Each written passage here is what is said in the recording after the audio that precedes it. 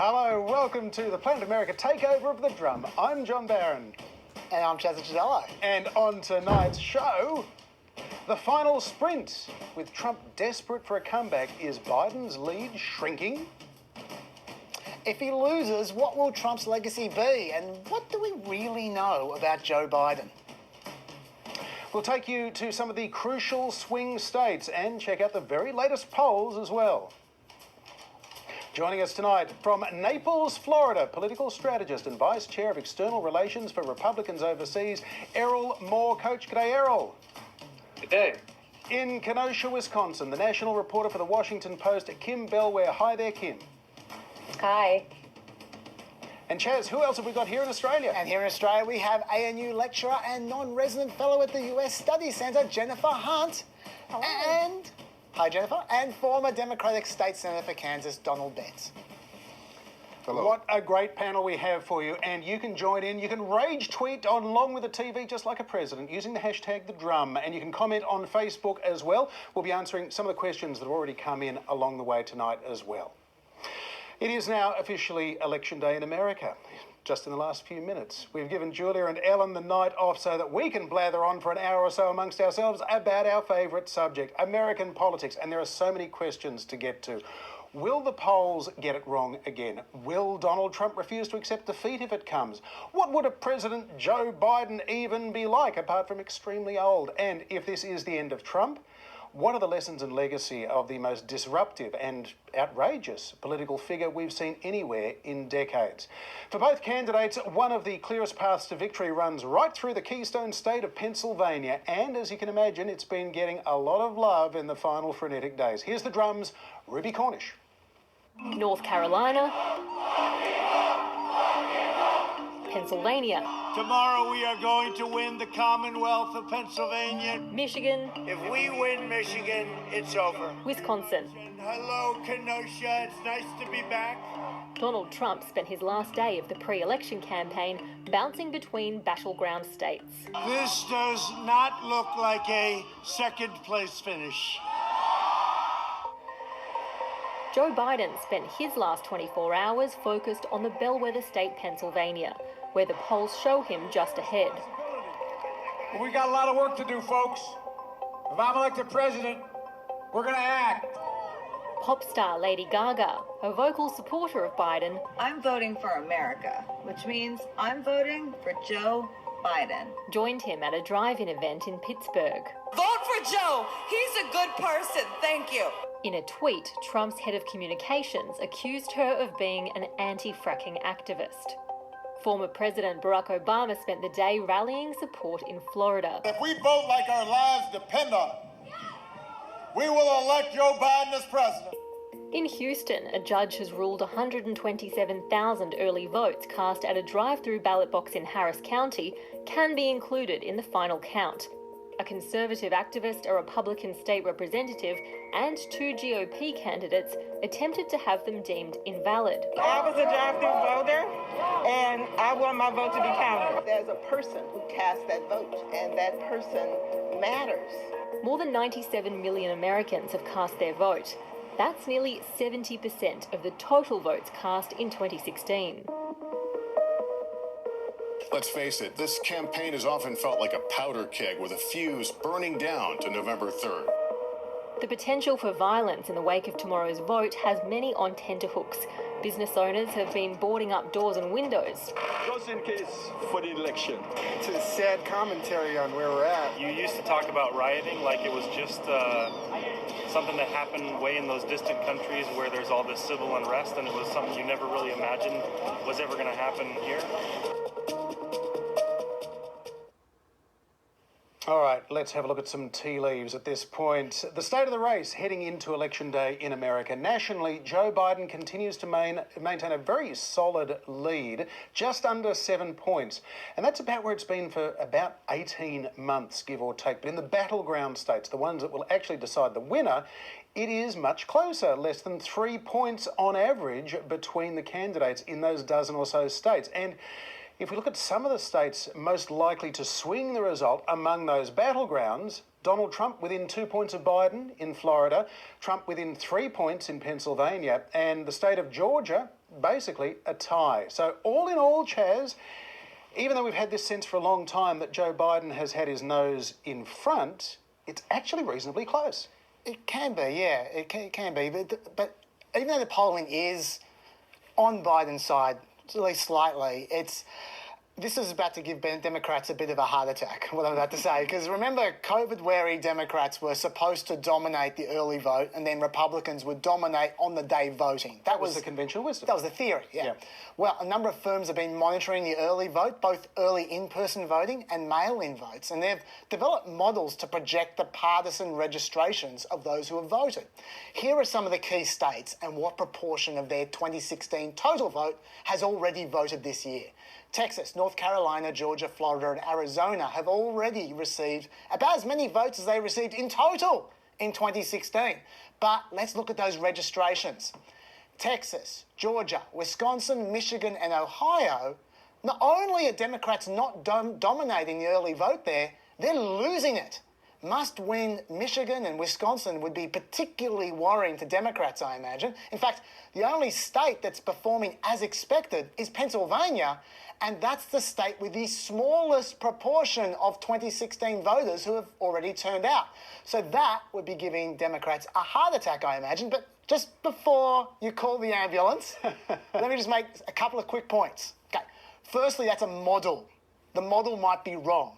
Secondly, I didn't mention independents. There are independents there as well who could be voting for Democrats or Republicans. We don't know. Thirdly, registrations are often decades out of date. People, when they're 20, register as a Democrat and then they keep on voting as a Republican.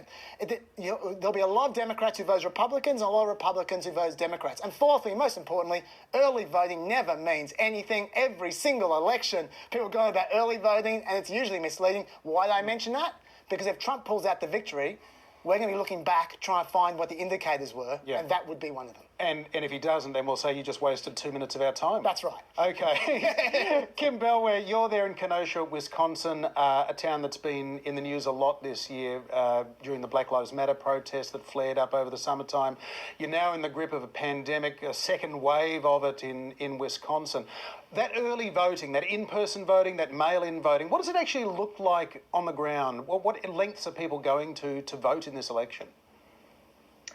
Well, in Kenosha, one volunteer who I spoke to tonight said Kenosha, in their view, was going to decide the election for Wisconsin because it was less than 0.3 of a point in 2016, and there are some places far up north they're just going to stay red. Some places around the capital are just going to stay blue.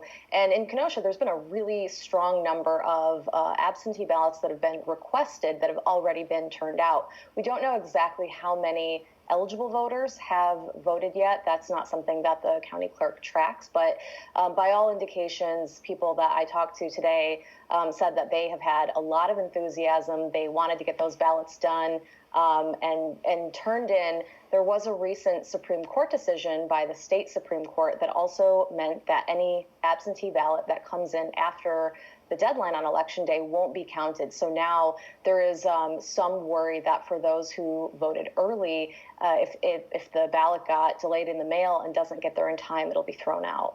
And Kim, there was a conventional wisdom a few months ago that maybe Wisconsin was going to be the tipping point state, that if Joe Biden was going to get to 270 electoral college votes, it would be through Wisconsin. There seems to have been a shift in focus to Pennsylvania in recent weeks. What's the sense in Wisconsin? Do you believe the polls that you're seeing that show that maybe Joe Biden has put in enough distance to beat Donald Trump there? Biden's definitely showing a healthier margin in Wisconsin than he is in Pennsylvania, where the race is looking a lot closer. Also in Wisconsin, there are so many different dynamics. That was a state that in 2016 had some pretty big drop-offs in voter turnout compared to 2008 and 2012. So that's something that people are going to be watching. Trump has also been hammering Wisconsin. He has been to the state at least 5 times in the past several weeks, whereas Biden's been really focusing more of his effort in places like Texas, Georgia, and as we saw today, Pennsylvania. Erol, you're there in Florida, another crucial battleground state. You're there with your MAGA mug as well, so I guess we can take a guess at your preferences on all of this. But what are you seeing on the ground? Because Florida, in any year, it's kind of decided by maybe 100, 200,000 votes, or in year 2000 was, 537 votes decided Florida and the election. Yeah, we're seeing something that's unprecedented right now, and something that should give the Democrat Party a moment for pause. The early voting that we expected to see in Florida was supposed to trend towards the Democrat Party. But from what I've seen, I mean, the early voting, the flags, the momentum, the atmosphere here has been trending Trump. Everywhere from Miami-Dade County, which was heavily Democrat, where we're seeing maybe 100,000 new voters there. We're seeing the fact that for the last 4 years, we've quietly increased our voter registration rolls. 260,000 people in Michigan, some few 100,000 people here in Florida. When you look at the debate results, you saw that 66% of Telemundo viewers, a Spanish-speaking network, saw Trump favorably. So considering how important the Hispanic and elderly vote is, we're seeing incredible early turnout that's going to go into election day with perhaps Donald Trump either being ahead or being down the same amount that Rick DeSantis was to Andrew Gillum in the governor's race. So at this point, we're seeing Florida as something that's surprisingly coming into our pockets early on, and every metric of momentum that we need is showing. In a horse race, you turn the final corner, and that's where you start to see separation. And in Florida, emotionally and also like literally, it does seem that we've taken an early advantage that's really going to bode well as we go into those polls, because prior to this, we were unexpected. The turnout is incredible, and this might be the vaunted and much mystified high Republican turnout, which if that model comes true, mixed with a lower Democrat turnout, as they're scared away from the polls, we could actually see the start of what could be a landslide, especially in some of these swing states, but time will tell. Yeah, well, that would certainly be a big upset, which, Jen Hunt, brings us to a question that we've had from a lot of viewers, including Jacob, who wants to know, have the problems with the 2016 polling methods been ironed out this year and factored into the polls in 2020? When we see these polls showing Biden up by 9 points, is that any more believable than the same polls 4 years ago that said Hillary was up by 9 points, and clearly that didn't pan out so well? Do you, Jen, believe the polls that we're seeing at the moment, or could it be hiding a surprise?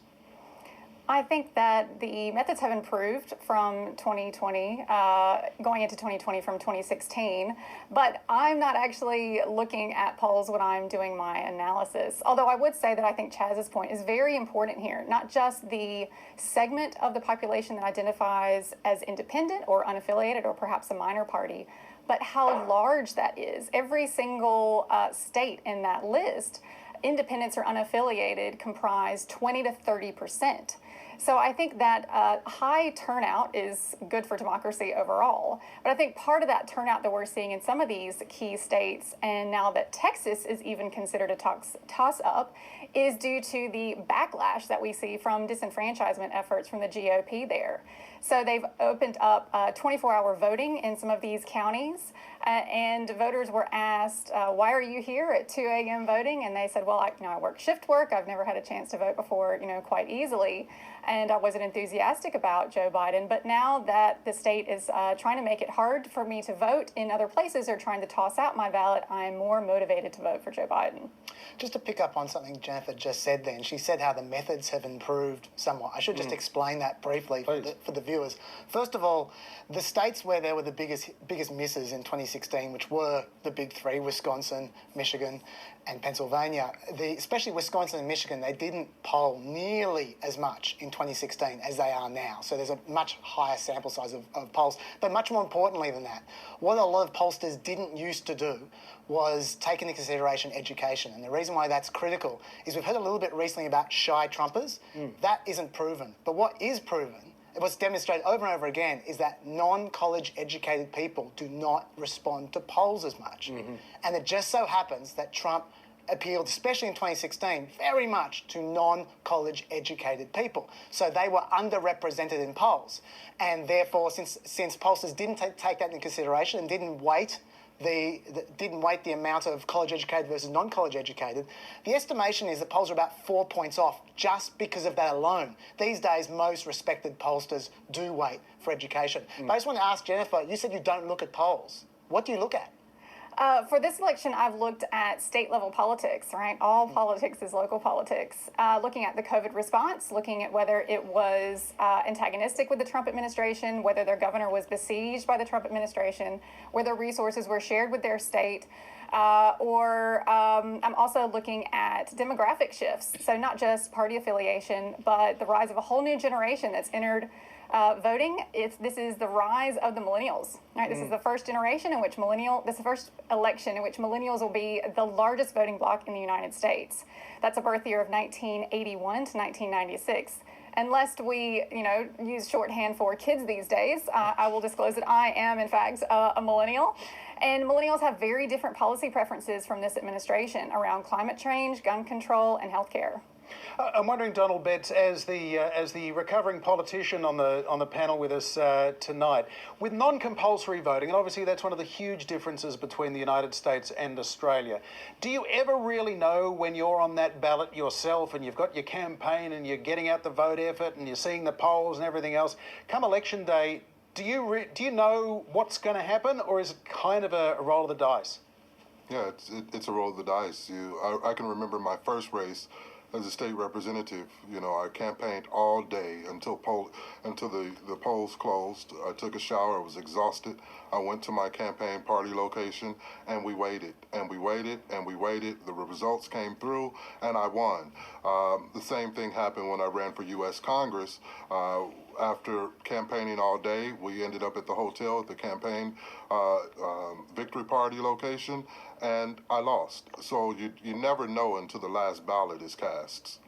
Well, let's assume for just a moment amongst ourselves, for the point of this exercise, that the polls are right and that they ironed out the wrinkles from 2016, and Donald Trump is actually on track to lose. Next January 20th, Joe Biden is sworn in as America's 46th president. He'll be 78 if he takes the oath of office. Now, it is fair to say it's been a very long road to the White House for Joe Biden. He was elected to the Senate back in 1972 when Richard Nixon was president. He first ran for president himself in 1988. He ran again in 2008. He got nowhere. He served as Barack Obama's VP, of course, for 8 years.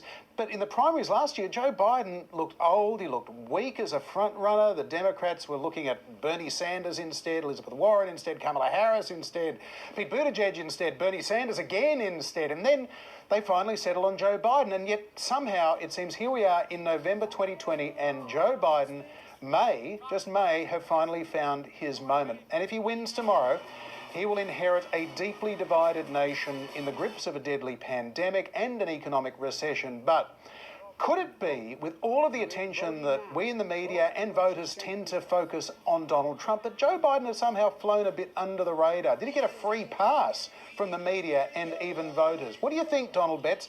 Has Joe Biden been adequately vetted at this point? And have we addressed this fundamental issue of, OK, he's not Donald Trump, but he's this old white guy who's been around forever, and he's really, really old. Should he even be president?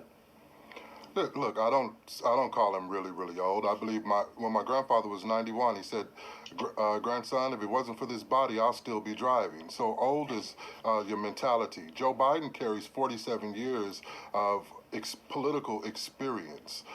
So he's built relationships with both sides of the aisle. He knows the ins and the outs of the Senate, of the House, and of the presidency. So there's knowledge walking into that office. And it's important to understand that age is, look how many members of Congress are 78, 80, 81, 82 years old.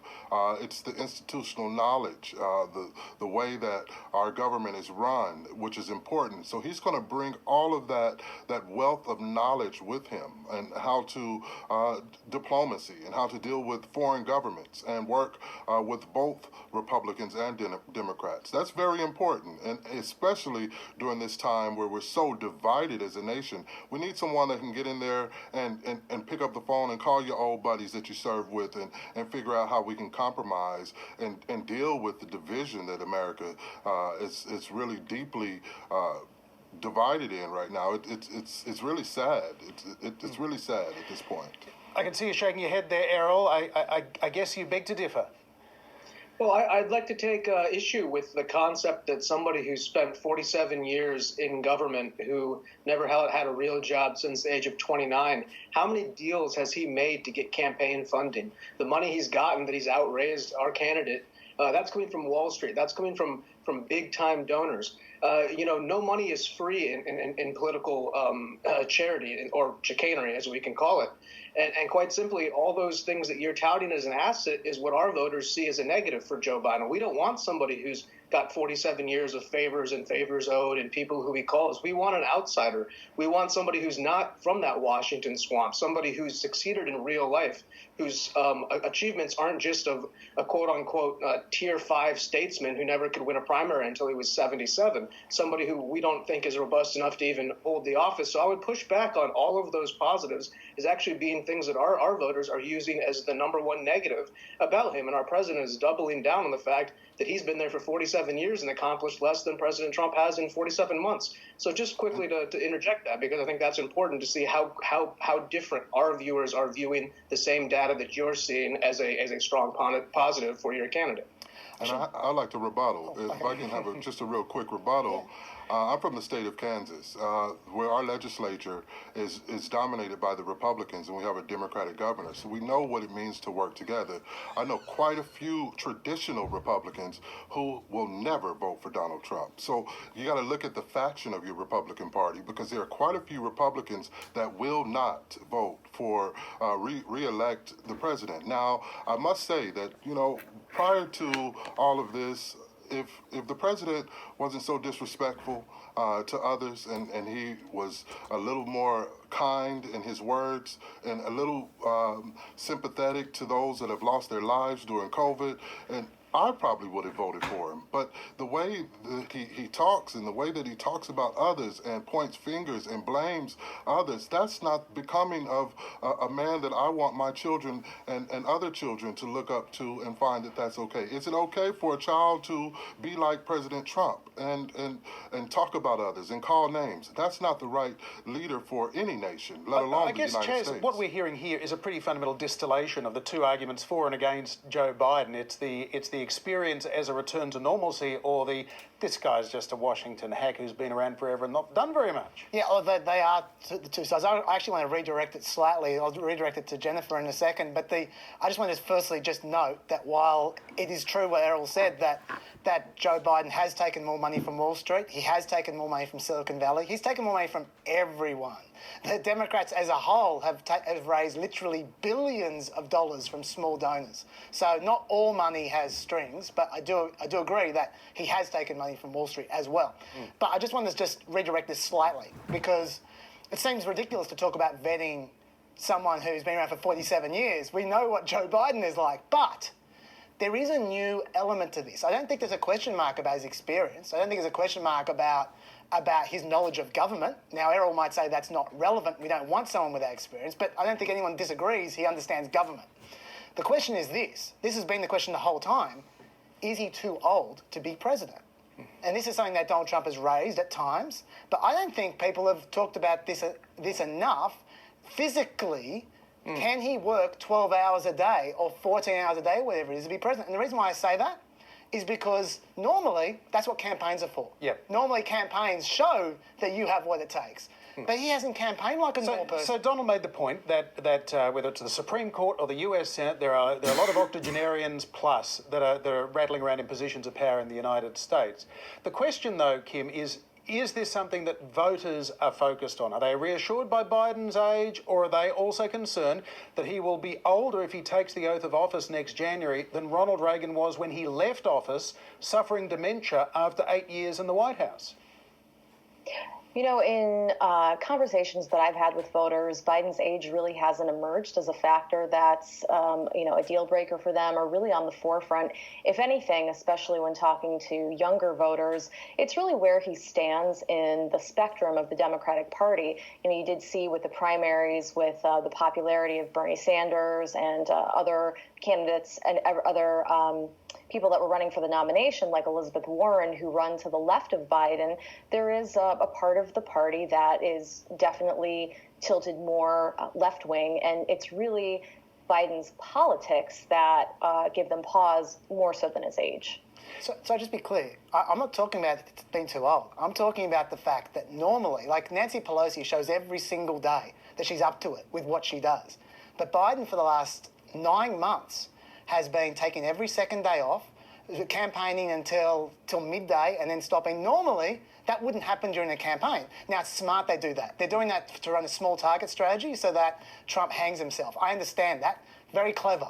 But in terms of proving that you have the mettle to actually do the job of president, I'm not sure he's actually made the case yet. I'm not sure he's even tried to make the case. What do you think, Jennifer? Well, I think Biden has shown more strategy in this election, but I'm not sure the American public have seen evidence of Trump working 12 to 14 hours a day either. That's true. He's been mostly campaigning during that time, having filed for re-election his second week in office. So I think the policies are important, and the suite of policies moving forward for innovative jobs in the burgeoning, Green Deal economy, getting back on track with the pandemic response. The U.S. is going to be the last OECD country that gets this pandemic under control. And I think a lot of voters are looking at peer nations and seeing them do it better. Now, we have got another viewer question that's come in that kind of relates to all this. Maybe you want to field this one, Chaz. The question is, I know Kamala Harris would be president if Joe dies after the election, but does she get to choose her VP? And could we see backdoor Bernie? The simple answer to that is yes, we could. She does, if she does become president, she does get to pick her vice president, but it has to go through Congress. It has to get a majority vote through both houses of Congress. Right. So if the Democrats hold both houses, then backdoor Bernie is possible. So we saw that in the 70s where Jerry Ford replaced Spiro Agnew as VP, and then Nelson Rockefeller replaced Jerry Ford as VP after Nixon's resignation. The other question that people keep asking is, could we see Vice President Barack Obama? Could that happen? He's served 2 full terms as president. Could he be VP? Well, I think theoretically he could, but it would be a massive risk to appoint someone who can't actually be president. Right. If he's, because by constitution he can only be president for 2 more years. Right. So, yeah, I'm not sure. Nancy Pelosi might like that idea because I think she comes next in the line of succession if something were to happen to the VP. You are watching The Drum, and with us on the panel tonight, in Naples, Florida, political strategist and vice chair of external relations for Republicans overseas, Erol Morkoc. In Kenosha, Wisconsin, the national reporter for the Washington Post, Kim Bellware. In Australia with us, we have ANU lecturer and non-resident fellow at the US Studies Centre at the University of Sydney, Jennifer Hunt, and also former Democratic State Senator from the great state of Kansas, Donald Betts.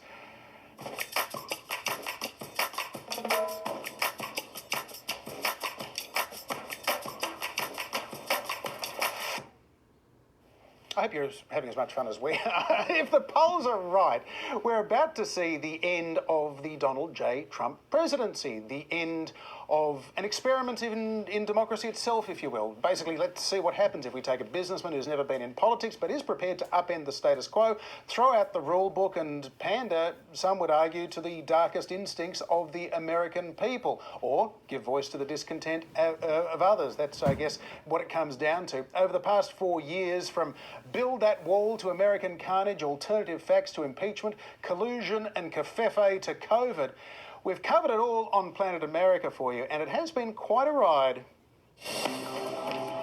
If he pulls this off, this will be momentous. He is the greatest raw political talent of a lifetime. The next president of the United States, Donald Trump. It is the biggest political upset in decades, maybe ever. Donald Trump has been elected America's 45th president. That I will faithfully execute the office of President of the United States. This was the largest audience to ever witness an inauguration, period.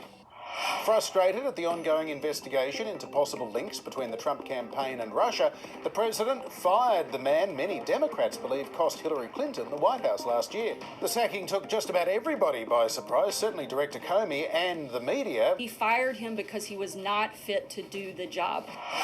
President Trump under fire for his response to the killing of an anti-racism demonstrator in Virginia. On Friday night, the right-wing activists carrying citronella torches to create the effect of a lynch mob mob, wearing Nazi helmets and Ku Klux Klan symbols, many of them also carrying shields, clubs, even guns. You also had people that were very fine people on both sides. And we should point out that the makers of those torches you refer to, Tiki, have put out statements saying our products are designed to enhance backyard gatherings and to help family and friends connect with each other at home. That's where we are in 2017, John. Torches have to put out statements distancing themselves from Nazis. Hi, everyone. My attorney and I are committed to making sure that everyone finds out the truth. Stormy Daniels, the adult film star who claims to have had an affair with Donald Trump in 2006, says she is now suing the president, so she will be free to tell her story. And after 3 years of lies and smears and slander, the Russia hoax is finally dead. Crucially, Mueller found nothing to prove a connection between those Trump associates and those Russians. And now, President Trump is alleging a conspiracy of his own against him. To be honest, it's a shame that your president has had to go through this. 2 weeks ago, of course, President Trump was still trying to reassure Americans and the stock market that concerns over the virus were being overblown. This is their new hoax. And fears the American economy is inevitably heading into recession. On Monday, the Dow plunged 2,997 points. That is the worst points drop in history. But I'm not going to put any pressure on any governor to open. So that was nice. Within 2 days, he was tweeting, "Liberate Michigan." I'm tired of my black men and my black women being shot, being killed by the NYPD. And perhaps now for Donald Trump, a defining moment came yesterday as he tried to bring an end to a week of protests at the killing of George Floyd at the hands of a Minnesota policeman. I am your president of law and order. One of the worst things that could have happened is for Donald to get COVID and then have a mild to moderate case that he recovered from quickly, because it would encourage him to continue to downplay it and give the American people the message that all you needed to do to beat it was to be tough like he is. Yesterday, 48-year-old Judge Amy Coney Barrett became President Trump's third nominee to be confirmed to the United States Supreme Court, giving Democrats a powerful motivating force to vote and retake the White House and the Senate this year. Kim Belware, given that we in the media tend to hang on the president's every tweet, knowing that a quiet day can turn into a busy day in 144 characters or less for any of us, what of all of those stories of the past 4 years do you think really stuck? What was important and what was not in all of that? The past 4 years have just been, it's been a different news environment, partially because of the president, partially because of other factors. But I think Charlottesville is one that definitely sticks out. I think that showed a real turning point in where the country was with attitudes on race relation, on this kind of growing tide of white nationalism, and the response from leaders to that. Donald Betts, Joe Biden has said repeatedly he got into this presidential campaign because of Charlottesville and what he saw on that day. Do you think that is if not the defining moment of Donald Trump as president?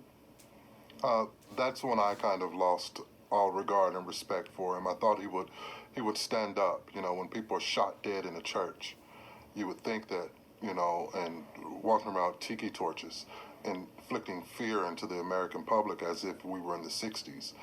That is when I watched closely to see how the president would respond. Prior to President Trump entering into politics, stepping into politics, he was admired. I mean, who didn't want to be like Donald Trump?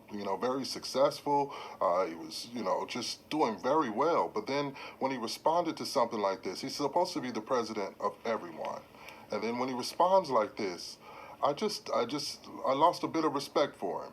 Not for the office of the president, but the respect for the man himself, for someone that I kind of held up in a way. And that was really that was disheartening to see that he did not stand for the right purposes, but he leaned back on the fear element of what happened during the civil rights movement when dogs and water hoses were sicked on people. Errol, we saw repeatedly Donald Trump resorting to a form of both sidesism, whether it was and his inability, when asked directly in debates, to condemn right-wing extremists like the Proud Boys and so on. Did that disappoint you as a Trump supporter, or did you kind of interpret it differently? I need to step back and bring up the Charlottesville situation, which to me was also a defining moment, because that was when our supporters saw Donald Trump for the first time not caving to what was exercising compelled speech. If Donald Trump had ever said that he supported white supremacists or Nazis or anything, I would not be here. I'm an immigrant to the United States of America. People had a permit to protest the taking down of Confederate statues legally. That protest was co-opted by a vile neo-Nazi group with tiki torches. When Donald Trump spoke that way, they were trying to compel him for the millionth time to condemn white supremacy, which he has done. He's declared the KKK a terrorist organization. He's disavowed David Duke a million times, and that was complete fake news. Donald Trump never once supported white supremacy. He's on record multiple times condemning it. I think the record will show, though, Errol, that there are a lot of occasions where Donald Trump was asked directly to condemn groups, and he did resort to that language where he said, there are fine people on both sides. One of those sides happens to be a bunch of neo-Nazis. No. He did not say the neo-Nazis were very fine people. No, they were people, historians, people who believe in history, who came there who had a permit to protest legally. The neo-Nazis were not the people he was referring to. You know, when you have people co-opting a permitted license, he has never once, ever refused to condemn white supremacy. What he doesn't do is allow left-wing sycophants to try to compel his speech. It's Orwellian double talk. Condemn white supremacy right now, or else it means that you're a white supremacist. The same way you could say, oh, well, you're a pedophile. Do you condemn pedophilia? Without any context. This is a man who's won an award from the NAACP for giving minorities jobs. He's somebody who's platinum plan for Black America and changing the rules for long-term incarceration. This is somebody who's a friend of the Black community. So again, I push back entirely on the concept that he won't condemn white supremacy. You had something to add there. Like many awards that Donald Trump talks about, he never actually won them. He says he won the NAACP award for his job creation. Untrue. He was at an award ceremony for the descendants of immigrants at Ellis Island. I think that's the one he's talking about. And the NAACP has confirmed this multiple times. But I think for me, the moment that's really stuck out during this administration was Lafayette Square, when he had armed forces clear and tear gas peaceful protesters. And I think Australia saw this up close and personal. It watched its reporters bashed live on air that morning on Sunrise Television. Sorry to spruik another cable, another show here, but I think that when he tear gassed peaceful protesters, clearing the church grounds of the clergy in order to hold a Bible up, I think that was a moment that really resonated with the military. We see very low support for Trump in the military compared to previous administrations. And I think that's because he's been interfering in court-martials. He dismissed the captain of the naval ship who sounded the early warning about the pandemic. And he has demonstrated that he sees the military as a tool of power to use against the American public. Chaz. I just want to pick up on something that Errol was talking about there when he was talking about the white supremacy thing. And what Errol was saying is correct. Donald Trump did not say that there were fine neo-Nazis or fine white supremacists. What he was trying to do was trying to distinguish between his base, who he was trying to support, and the white supremacists who were at times next to them. But he was trying to distinguish between them. And the reason I'm trying to make that point, because I think that actually sums up how Donald Trump has changed politics, potentially in the long term, which is he has put supporting his base above almost anything else. Even when there's the possibility of ambiguity, which could get him in trouble, he still puts supporting his base above everything else. And that's different to normal presidents. And it's that ambiguous language that leads us, I think, to this situation where there is not an agreed set of facts as to what did he really mean to say. Yes. Because his language is non-traditionally political in that sense. It is generally imprecise, and that is the case there. But the reason I bring this up is because what Donald said before about not being the president for all people, that is something that Donald Trump has done intentionally from the beginning that he's been looking after his base. That's not something presidents have done in the past. Whereas normally presidents try to campaign to reach across the aisle, Joe Biden style, try and unite. Now Donald Trump has been going to his base, but he's not the only one who's doing that. That's happening more and more in politics. Donald Trump is possibly a creature of the times when both sides are reaching to their base. Democrats are reaching to their base. Republicans are reaching to their base. And that's how Donald Trump got elected in the first place.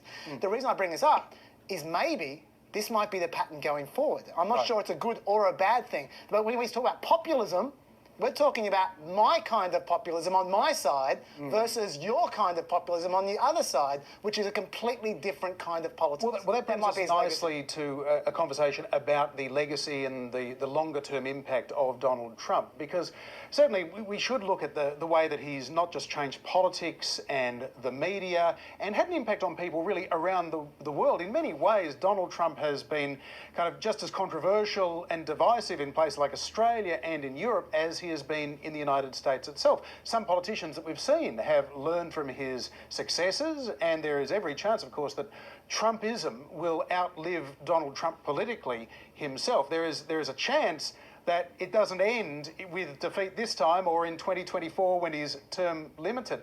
I wonder, Donald Betts, is Donald Trump, do you think, a one-off, or do you think that there are going to be others in the United States that say, hey, so what you like about Donald Trump, it worked. He made it all the way to the presidency in his first political campaign. That's a template I can work with.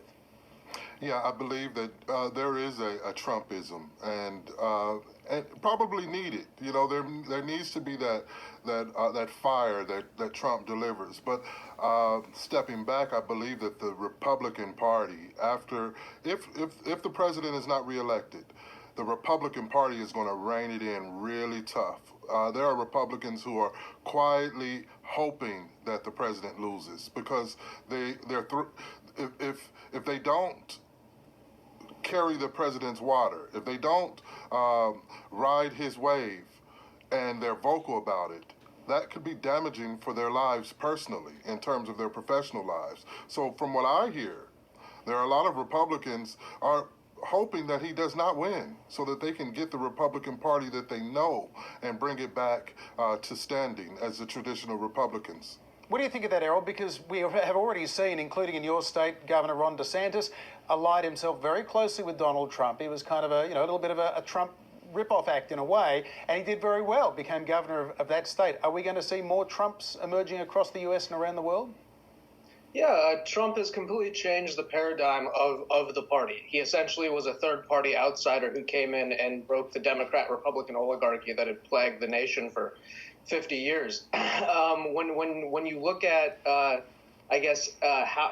Donald Trump is going to have affected it, he's already moved the dial. I said that on Election Day, he could get impeached tomorrow and things would change. People like myself, people who had perhaps never had a chance to see an America First patriotic revival are motivated and excited. We're lifted, gifted, blessed, and not stressed to see that Donald Trump has set that foundation for us. And quite simply, these people who the senator was referring to, I agree with them.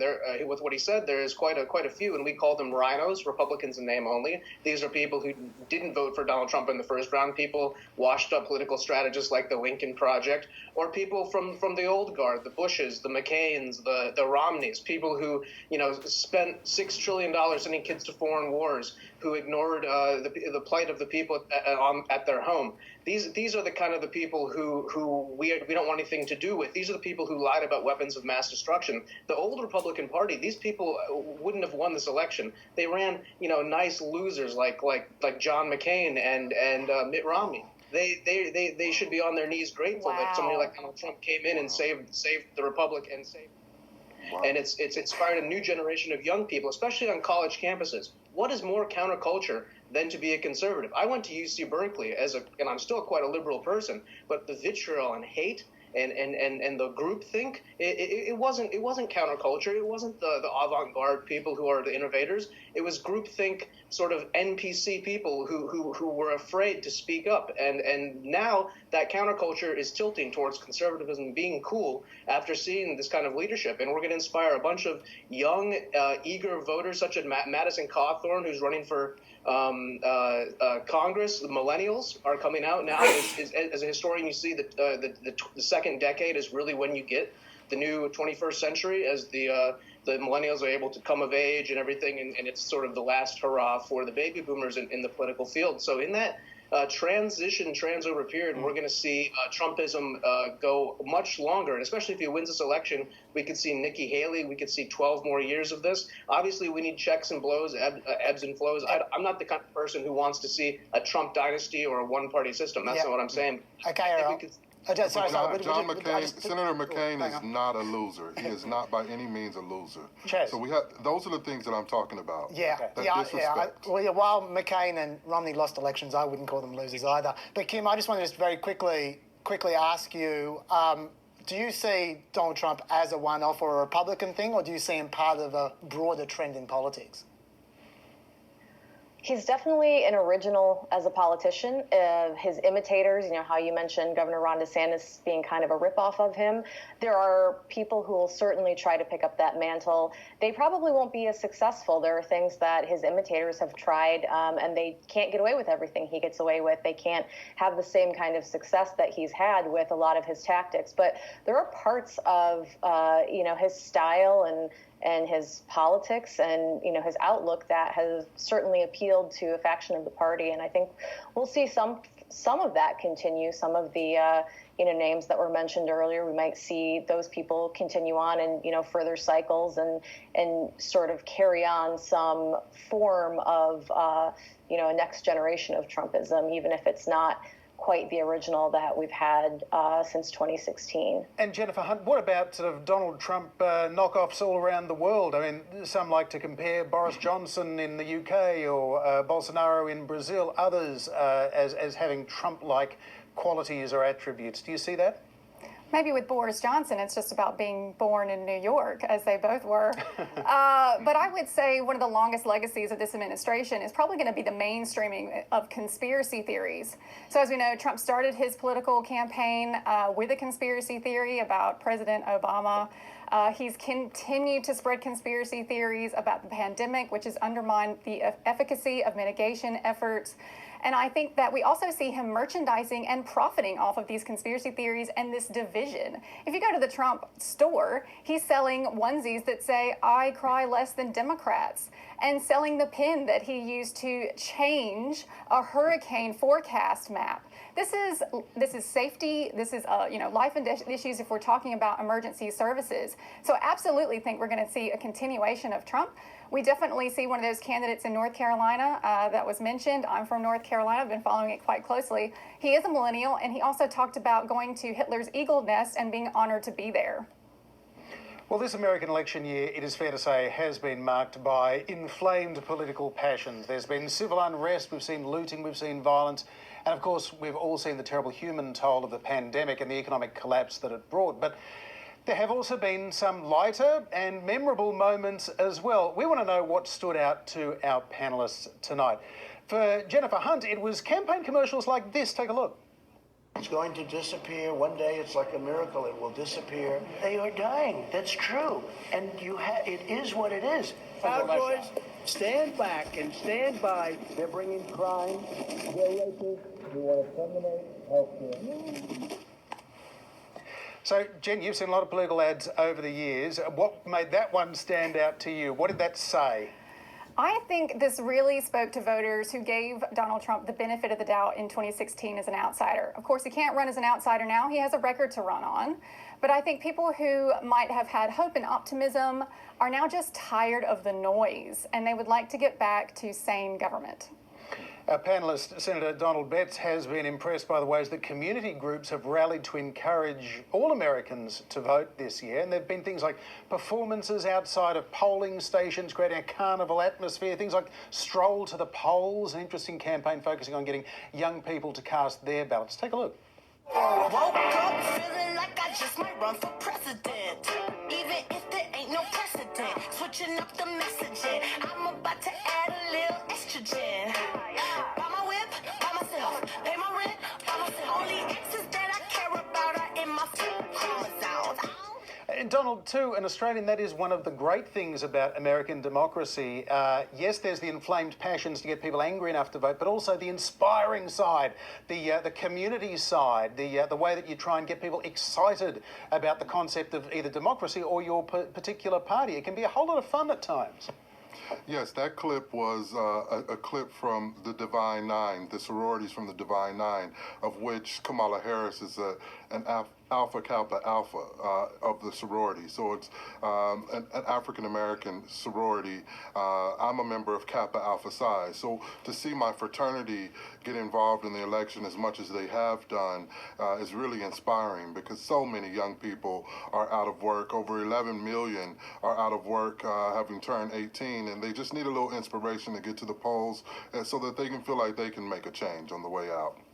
As for our other panellists, the large turnout at Donald Trump's rallies despite the pandemic and the warnings about people taking health risks, that certainly surprised and impressed Erol.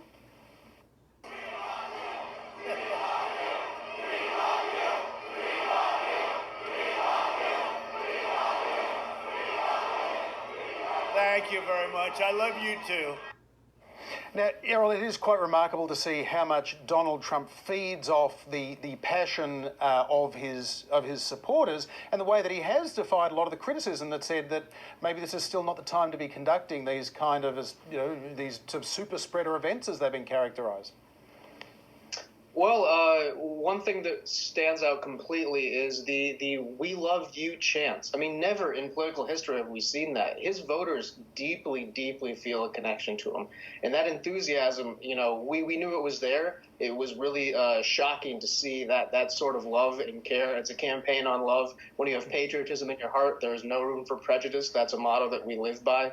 It's an open umbrella to everybody who comes. It's not all about the love, though. There's been a whole lot of lock him up that I've heard along the way. There was lock her up in 2016. I mean, this is where it's kind of like a pantomime, isn't it, Errol? It's sort of like you get to cheer the hero and boo the villain. Well, when we see people who've taken advantage of their office, or perhaps exploited the value of the American taxpayer, part of love is making sure that your community is protected from wolves in sheep clothing. So the love goes all around. It's not and just the fire Fauci chants. It's love for the rule of law that Donald Trump is upholding. I mean, that's an interesting point that Jen makes there about the fact that at times the crowd leads the president, so they start chanting "Fire Fauci," and the president said yesterday, "Yeah, well, don't tell anyone, but I think I might do that as soon as the election's over, but don't tell anyone." I mean, does he get incited by the crowd? Does he get carried away sometimes, Errol? No, that's his personality type. I mean, he's the Teflon Don. He's certified, bona fide, and duly qualified for satisfaction of action. People love him. People love that standard. If he had run out a different campaign, you wouldn't have had President Trump. So no, it's all a benefit. And everything Donald Trump does, he spins into a win. You can't beat the guy because he's always on the next step, the art of misdirection. So no, I think that they love it, and it's going to lead to a potential landslide going into the election. Well, we'll find out whether that's correct soon enough, I guess. This year, of course, I mean, the campaign was thrown on its head by the pandemic.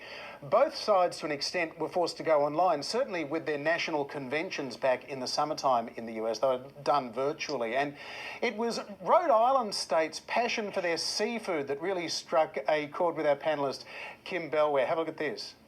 Our fishermen sell their catches directly to the public, and our state appetizer, calamari, is available in all 50 states. The calamari comeback state of Rhode Island casts 1 vote for Bernie Sanders and 34 votes for the next president, Joe Biden. Now, Kim, that was certainly one of the highlights of the DNC. Maybe it was just because we'd all been locked down for too long or we're getting a bit hangry, but seeing folks out there with some seafood in Rhode Island, that was great. It really captured the absolute absurdity of this year. And, that came at a time when people were doing a lot of the stay-at-home orders, and they were just tired of Zoom videos. They were tired of, all of the restrictions. There was still a lot of anxiety about the virus. And the that part of the nominating videos from the DNC was kind of sweet. You got to see this, look around the country. You got to see these fun, interesting figures from different states. Some of them more fun than others. The one guy in the Rhode Island video with the mask looked a little bit menacing, holding the plate of calamari. But it's just, it's one of the things where, maybe not the most intellectual or deeply meaningful part of 2020, but one that sticks out and is perfectly at home in the constellation of weirdness that this year has been. It summed up something. Chaz, what stood out to you? Yeah, I wanted to bring a couple of videos to show and tell. I like when people use humour to deliver their key messages. And Donald Trump's one of his key messages about Joe Biden was obviously his age, and this was an ad he used for that. Here's how you can spot a zombie. Look for someone who has a corpse-like appearance, exhibits aggressive behavior, craves human flesh, and utters incoherent moans and groans. I don't know. With your help, we can prevent the zombie uprising. I'm Donald Trump, and I approve this message. And that ad ran during Fear the Walking Dead, which was very funny. It was funny, but it was also hard to know, given some of the things that the Trump campaigner said, whether that was meant to be a joke or not. Sure, it worked for me from a humour level at least. Sure. And also, I thought Joe Biden was very clever in delivering his message of people are just sick of Trump, let's just move on, with this rather clever ad. If I lose to him, I don't know what I'm going to do. I will never speak to you again. You'll never see me again. I'm Joe Biden, and I approve this message. All right, we've only got a couple of minutes to go, but let's get a sense of what our panellists are looking for tomorrow. Obviously, we can all just wait for the votes to be counted in the days ahead, but we want to look at tea leaves. We want to get a sense of what's going to happen throughout the day. I'm wondering, there in Wisconsin, Kim, are there signs that you'll be looking for, given that this is such an unusual election with so much, maybe 60, 70% of the vote has already happened? Is there any way to kind of see how the day is going to unfold?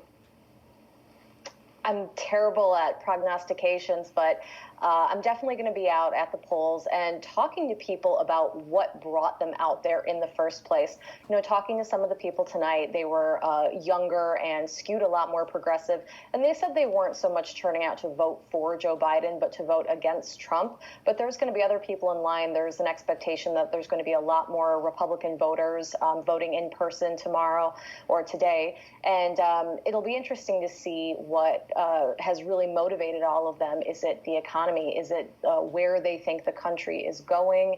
Is it the record of one of the two men on the ballot? So those are the motivations are what I'm going to be focusing on a lot tomorrow. Chaz, I'm going to give you the last word for once in your life. What are you going to be looking out for tomorrow? I actually want to deliver a warning to people at home, and that is when you see the little percentage sign on the bottom of the screen where they're going through the votes and it says 68% counted, that means 68% of precincts have begun to report, not the percentage of the vote. That's important. Good tip. Thanks, Chaz. We're going to have a busy day tomorrow. The ABC has rolling coverage right throughout the day, starting at 6 a.m. with News Breakfast. Then the team on deck all throughout the day. Chaz and I have a special Planet America live from 9 p.m. on the news channel, 9:30 on ABC TV from tomorrow night. But let's thank our panellists for tonight. It's been a great group that we've had together tonight. We've had Erol Morkoc in Florida, Kim Bellware staying up for us in Wisconsin, Jennifer Hunt is with us from Canberra, and Don Betts joining us from Melbourne tonight. And as always, my co-host, Chaz Icciardello. I'll see you tomorrow, buddy, and we'll see you on the TV tomorrow night as well. Thanks for being with us on The Drum.